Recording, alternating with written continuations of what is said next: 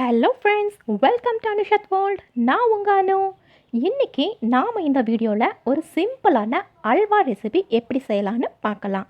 சடனாக அல்வா சாப்பிடணும் போல் தோணினாலோ இல்லை நம்ம வீட்டிலலாம் செவ்வாய்க்கிழமை, வியாழக்கிழமை, வெள்ளிக்கிழமைன்னு ஒவ்வொரு நாளும் சாமிக்கு ஸ்பெஷல் பூஜை செய்கிறப்போ பிரசாதமாக என்ன செய்யலான்னு யோசித்தாலோ சட்டுன்னு 5 நிமிஷத்தில் இந்த அல்வா செஞ்சு சூப்பராக சாமிக்கு படைச்சிட்டு நாமளும் சாப்பிட்டுக்கலாம். அதுபோல் ஒரு சூப்பரான ரொம்பவே சிம்பிளான அல்வா எப்படி செய்கிறதுன்னு இப்போ பார்க்கலாம். யூஸ்வலாக நாம் கோதுமை மாவில், இல்லை கேரட்டில், இல்லை கார்ன்ஃப்ளவரில், இல்லை அவ்வளோ ஏன் ரவையில் கூட அல்வா செஞ்சுருப்போம். ஆனால் இன்றைக்கி நாம் வீட்டில் மத்தியானம் செஞ்ச சாதம் மீந்து போச்சுன்னா அதில் 1 கப் சாதம் எடுத்து பார்க்குறதுக்கு இந்த அளவுக்கு சூப்பராக நல்ல டேஸ்டியாக இருக்கக்கூடிய இந்த அல்வா ரெசிபி எப்படி பண்ணலான்னு பார்க்கலாம். இந்த அல்வாவை யாராலையும் கண்டுபிடிக்க முடியாது இது சாதத்தில் செஞ்ச அல்வான்னு. நாமளாக சொன்னால் தான் தெரியும். அந்த அளவுக்கு சூப்பராக டேஸ்டியாக இருக்கும். இப்படி கரெக்டான பதத்தில் இந்த ஹல்வா ரெசிபி எப்படி செய்யலான்னு பார்க்கலாம். அதுக்கு முன்னாடி இந்த சேனலை பார்த்துக்கிட்டு இருக்கிற ஃப்ரெண்ட்ஸ் இன்னும் சப்ஸ்கிரைப் பண்ணலைன்னா கீழே இருக்கிற ரெட் கலர் சப்ஸ்கிரைப் பட்டனை ப்ரெஸ் பண்ணிவிட்டு கூடவே அந்த பெல் பட்டனும் ப்ரெஸ் பண்ணிவிடுங்க. அப்போ தான் இது போல் சில சிம்பிள் ரெசிபீஸ் உங்களுக்கு உடனுக்குடனே வரும். இப்போ வாங்க வீடியோக்குள்ளே போகலாம். அதுக்கு இப்போ நான் 1 கப் சாதம், 3/4 கப் சர்க்கரை, கொஞ்சமாக முந்திரி பருப்பு, 4 ஸ்பூன் நெய் எடுத்துக்கிறேன். இந்த 4 பொருள் வச்சு தான் இன்றைக்கி நாம் சூப்பரான டேஸ்டியான ஹல்வா செய்ய போகிறோம். அதுக்கு இப்படி ஒரு பேன் எடுத்துக்கிறேன். பேனில் 1 ஸ்பூன் நெய் விட்டுக்கலாம். நெய் விட்டுட்டு அதில் 1 கப் சாதத்தை போட்டு வறுத்து எடுத்துக்கலாம். இப்படி நெய் விட்டு இந்த சாதத்தை வறுத்து எடுக்கிறதுனால சாதத்தில் இருக்கிற வழுவழுப்பு போயிட்டு மிக்சியில் நமக்கு நல்லா நைஸாக அரைச்சி எடுத்துக்க முடியும். நெய் சேர்த்ததுனால நல்லா வாசனையாகவும் இருக்கும்.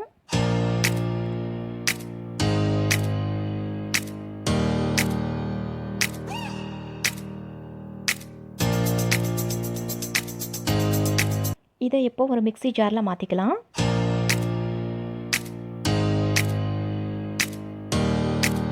இது கூட 1/4 கப் அளவுக்கு தண்ணி சேர்த்து நல்லா ஃபைன் பேஸ்ட்டாக அரைச்சி எடுத்துகிட்டு வந்துக்கலாம். இப்போ அதே பேனில் நாம் எடுத்து வச்சுருக்கிற நெய்யில் இன்னொரு ஸ்பூன் நெய்யை விட்டு அதில் நாம் எடுத்து வச்சுருக்கிற முந்திரி பருப்பையும் சேர்த்து இப்படி பொன்னிறமாக நல்லா வறுத்து எடுத்துக்கலாம்.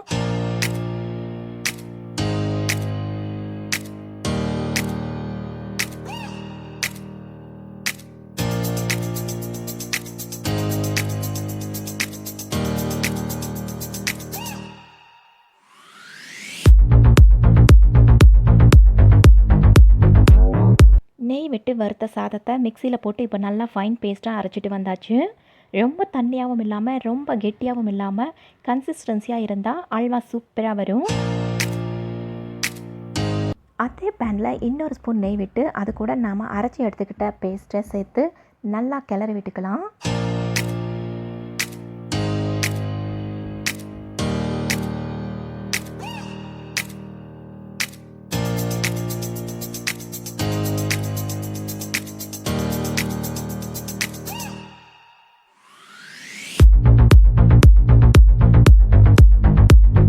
இப்போ இதில் கொஞ்சமாக ஆரஞ்சு கலர் சேர்த்திக்கலாம். உங்களுக்கு இது தேவையில்லை, ஆர்கானிக்காக வேணும் அப்படின்னா பீட்ரூட் ஜூஸ் 2 ட்ராப்ஸ் ஆட் பண்ணிக்கலாம். இதை இப்படி கைவிடாமல் நல்லா கிளறிட்டே இருங்க.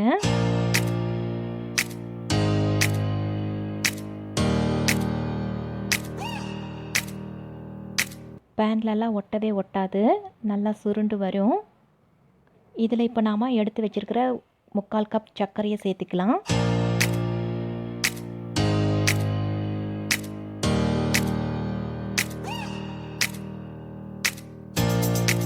சுகர் சேர்த்துட்டு நல்லா மிக்ஸ் பண்ணி கிளறி விட்டுட்டே இருங்க.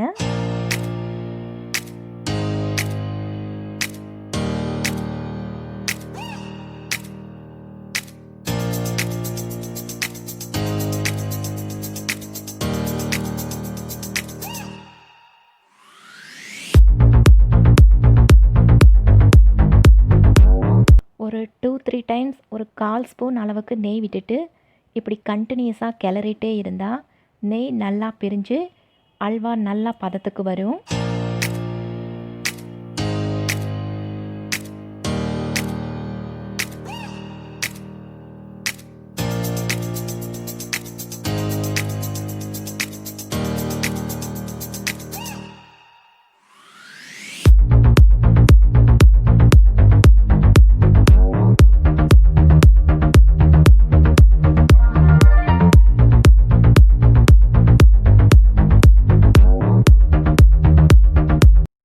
பாருங்கள், சர்க்கரை சேர்த்துனதும் அல்வா இன்னும் நல்லா சுருண்டு வருது. இப்போ இந்த ஸ்டேஜில் நாம் வறுத்து வச்ச முந்திரி பருப்பு ஆட் பண்ணிக்கலாம். இப்போ நல்லா கிளறி விடலாம். ஒரு 2-3 மினிட்ஸ்லேயே பேனில் ஒட்டவே ஒட்டாமல் நல்லா சுருண்டு நெய் பிரிஞ்சு நல்லா அல்வா பதத்துக்கு வரும்.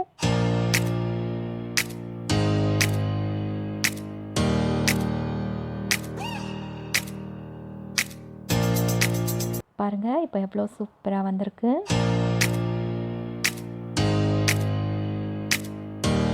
இந்த அல்வா மேக் பண்ண நம்மளுக்கு ஒரு 5 மினிட்ஸ் போதும். ஈஸியாக நம்ம வீட்டில் மிச்சமான சாதத்தை வச்சு தான் இந்த அல்வா செஞ்சுருக்கோம். இது சாதத்தை வச்சு செஞ்ச அல்வா அப்படின்னு சொன்னால் யாரும் நம்பவே மாட்டாங்க. அவ்வளோ ஒரு சூப்பர்பான டேஸ்ட்டில் இருக்கும். நாமளாகவே இது சாதத்தில் செஞ்ச அல்வான்னு சொன்னால் தான் அவங்களுக்கு தெரியும்.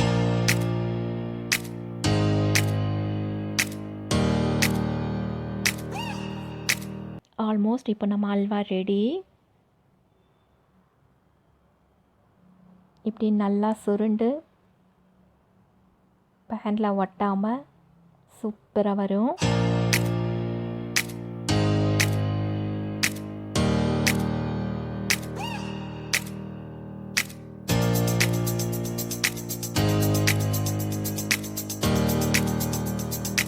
இப்போ பாருங்கள், ஃபைனல் ஸ்டேஜுக்கு வந்துட்டோம். நல்லா வந்திருக்கு. இந்த ரெசிப்பியை எனக்கு ரிலேட்டிவ் ஒருத்தவங்க சொன்னாங்க. அவங்க வந்திருந்தப்போ நான் ரவையில் செஞ்ச அல்வா செஞ்சு கொடுத்துருந்தேன். அதை சாப்பிட்டுட்டு அவங்க இப்படி சாதத்துலேயும் செய்யலாம் அப்படின்னு சொல்லியிருந்தாங்க. அதைத்தான் நான் இப்போ ட்ரை பண்ணினேன். இந்த அல்வா இப்போ சூப்பராக ரெடி ஆகிடுச்சு. இதை இப்போது ஒரு கண்ணாடி பவுலில் ஷிஃப்ட் பண்ணிக்கலாம்.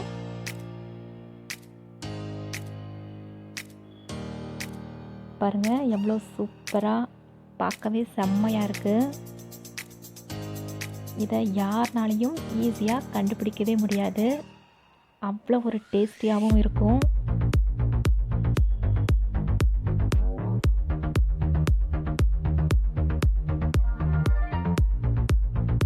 இப்போ ஃபைனலி நம்மளுடைய சாதத்தில் செஞ்ச அல்வா ரெடி. இந்த மாதிரி சிம்பிளான ரெசிபீஸ் இனிமேல் வந்துட்டே இருக்கும். அதுக்கு மறக்காமல் சேனலை சப்ஸ்கிரைப் பண்ணுங்கள். இதை நாம் அப்படியே சாப்பிட்லாம், இல்லை ஃப்ரீசரில் வச்சுட்டு கட் பண்ணியும் சாப்பிட்டுக்கலாம், நம்மளோட விருப்பம்.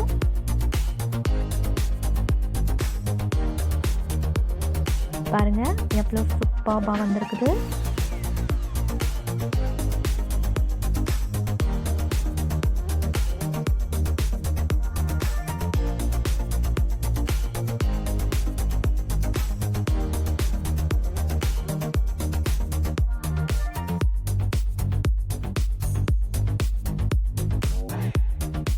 நீங்களும் கண்டிப்பாக உங்கள் வீட்டில் செஞ்சு பாருங்கள். ரொம்ப ரொம்ப அருமையாக இருக்கும். செஞ்சு பார்த்துட்டு மறக்காமல் எனக்கு கமெண்ட் பண்ணுங்கள். இந்த வீடியோ உங்களுக்கு பிடிச்சிருக்குன்னு நம்புகிறேன். பிடிச்சிருந்தா லைக் பண்ணுங்கள், உங்கள் ஃப்ரெண்ட்ஸ் அண்ட் ஃபேமிலி மெம்பர்ஸுக்கு ஷேர் பண்ணுங்கள். மேலும் இது போல் டிஃப்ரெண்ட் ரெசிபிஸுக்கு அனுஷத் சேனலை சப்ஸ்கிரைப் பண்ணாத நண்பர்களாக இருந்தால் உடனே சப்ஸ்கிரைப் பண்ணிவிட்டு கூடவே மறக்காமல் அந்த பெல் நோட்டிஃபிகேஷன் சிம்பிளையும் ப்ரெஸ் பண்ணிடுங்க. அப்போ தான் நான் எந்த வீடியோ போட்டாலும் உங்களுக்கு நோட்டிஃபிகேஷனில் வரும். Thank you. Have a sweet day. Bye bye.